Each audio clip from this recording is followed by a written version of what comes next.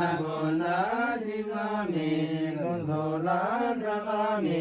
jiroda yelo mila dawada dondo mila dawada ibo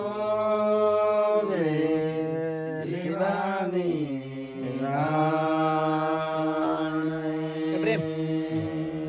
Ajani sang lawi ke jauh lawa dia jat. Hai sa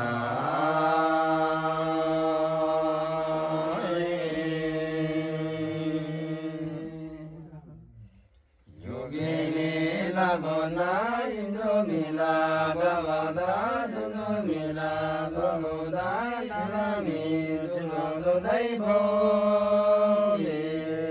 divami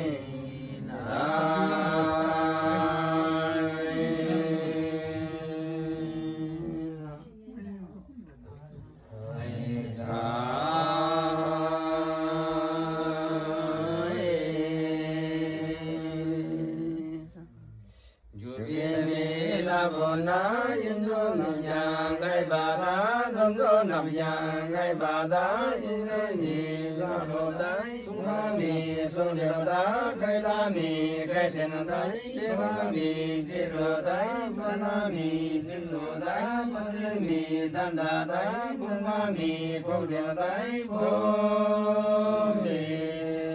ilami dai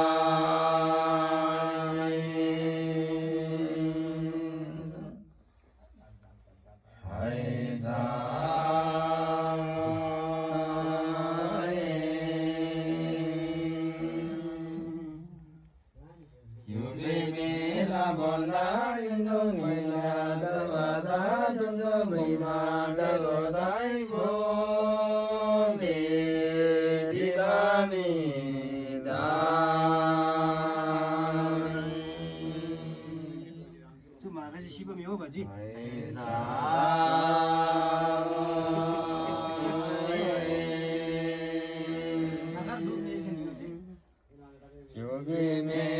Bona indomi chadaya dundomi chadaya chalami sarvada chalami shivroda chalami sanedai bhove vivami